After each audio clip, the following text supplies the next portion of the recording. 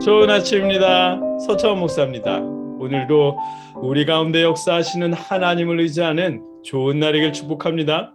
오늘 이 아침에 우리가 함께 읽고 나누려는 하나님의 말씀은 에베소서 4장 1절 말씀입니다. 제가 받들어 읽겠습니다. 그러므로 주 안에서 갇힌 내가 너희를 권하노니 너희가 부르심을 받은 일에 합당하게 행하여. 아멘. 어제까지 3장 말씀이 끝났습니다. 에베소서 3장은 그리스도 예수의 일로 너희 이방인을 위하여 갇힌 자 된 나 바울은 이라는 말씀으로 시작해서 그들에게 하나님의 비밀을 전해주는 자신의 복음 사역은 하나님께서 하시는 일이라는 말과 그들에게 복음을 전하느라 환난을 당하고 있지만 낙심하지 말라는 위로의 말씀을 전했습니다. 이어서 그들 마음이 강건해지고 그 마음에 주님이 계시고 주의 사랑에 뿌리를 내리며 그 사랑의 지극함을 깨달아 알게 하시기를 구했고 하나님의 능력이 자녀들에게로 대대로 이어지기를 기도하며 3장이 끝났습니다. 오늘은 에베소서 4장 말씀입니다. 본문은 이렇게 시작합니다. 그러므로 주 안에서 갇힌 내가 너희를 권하노니. 아멘. 우리말 성경에는 바울이 갇혀 있다는 사실을 강조하는 듯 읽게 되는데 헬라어 성경의 첫 단어는 권한다라는 동사입니다. 바울이 갇혀 있다고 말했던 지난 3장 1절의 말씀은 헬라어 본문도 우리 한글 성경처럼 이러므로 갇힌 자 된 나 바울은 이라는 말씀으로 시작했습니다. 그래서 본문이 강조하는 것은 바울이 갇혔다는 점이고 나아가 이방인을 위해 당하고 있는 환난은 그들을 위한 바울의 사랑인 것을 알게 되었습니다. 반면에 오늘 본문인 4장 1절 말씀은 권한다라는 동사로 시작하면서 본문이 강조하는 것은 권하고 있는 일임을 알게 하십니다. 그런데 오늘은 권면의 내용보다 권면하는 사람의 고백을 먼저 살펴보려고 합니다. 성도들에게 권면하고 있는 사람은 주 안에서 갇힌 나입니다. 주 안에서 갇힌 나는 바울을 의미하는 말이겠죠. 바울이 스스로를 감옥에 갇힌 사람으로 일컫는 표현은 에베소서 3장 1절에서도 있었고 그 외에 바울 서신에서도 곧잘 스스로 갇혀 있다는 말을 했습니다. 그 바람에 바울이 갇혔다는 사실에 아무 감흥이 없이 읽게 됩니다. 그러나 주 안에 갇힌 나라는 이 표현만큼은 놀라운 고백인 것을 깨달아야 합니다. 왜냐하면 자신이 감옥에 갇힌 일을 주 안에서 갇혔다고 말하며 주님 안에서 일어난 일이라고 고백하기 때문입니다. 감옥에 갇히는 상황은 어떻게 생각해도 안 좋은 일입니다. 그것도 복음을 전하느라 감옥에 갇혔으니 현대인의 관점으로 보면 명백히 사탄의 방해라고 여기기에 딱 좋은 상황입니다. 그러나 바울은 예수 안에서 일어난 일이라고 고백했습니다.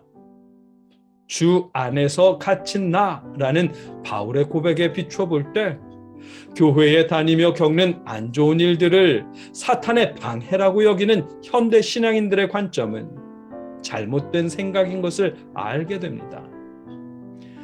예로 이런 경우를 들 수 있을 것입니다. 학생들이 찬양팀 봉사하다가 성적이 떨어지면 봉사 못하게 하려고 사탄이 방해하는 거야 라는 그렇게 말하는 경우가 있습니다. 학생의 경우 말고도 이런 말들 많이 들어보셨을 것입니다. 그런데요, 이 말의 다른 의미는 사탄이 방해하는 동안 하나님은 아무것도 안 했다는 하나님의 직무유기를 인정하는 의미가 포함됩니다. 하나님의 자녀는 보이지도 않는 사탄과 싸워가며 봉사하는데 우리 가운데서 역사하시는 아버지의 능력은 아무것도 안 하고 사탄이 방해하도록 그냥 두시는 셈이 되고 맙니다.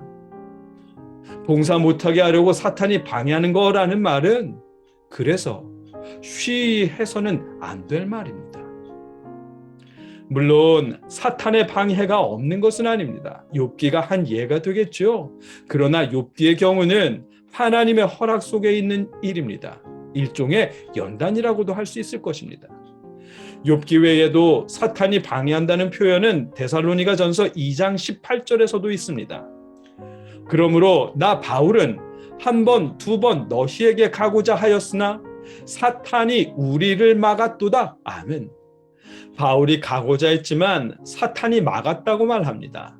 그런데 이 말씀에서 사탄이 막았다는 말은 사탄이 직접 학생의 성적을 떨어뜨리듯 바울을 가로막았다는 의미가 아닙니다.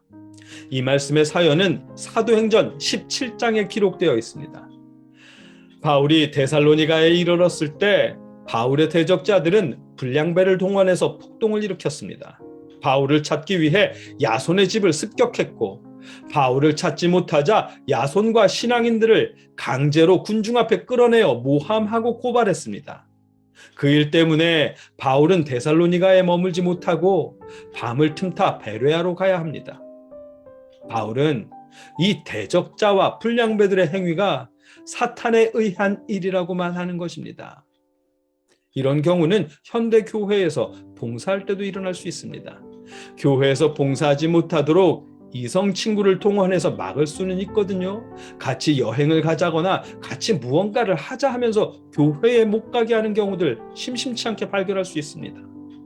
혹은 교회에서 봉사하지 못하도록 사업이 마구 잘 될 수도 있습니다.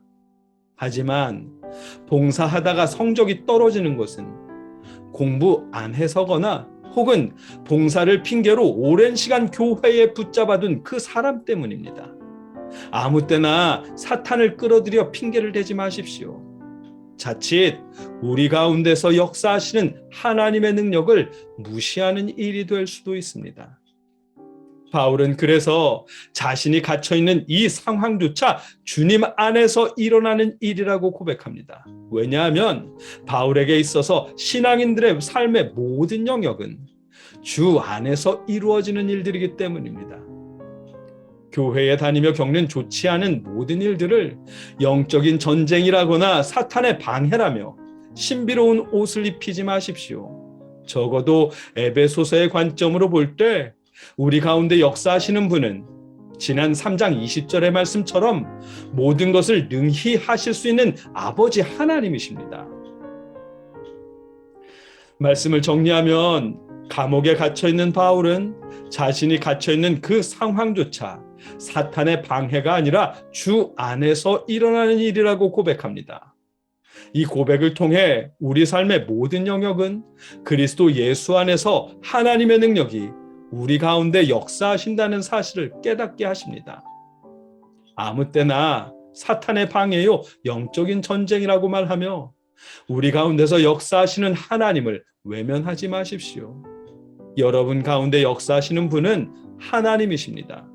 여러분의 삶 속에는 항상 아버지의 능력이 함께 하십니다. 여러분과 제가 어떤 일을 만나든지 사탄의 방해라며 두려워하는 대신에 우리 가운데서 역사하시는 하나님의 능력을 더 먼저 떠올릴 수 있게 하시기를, 그 능력을 확신할 수 있게 하시기를 주님의 이름으로 축복합니다. 함께 기도하겠습니다. 사랑의 아버지 하나님,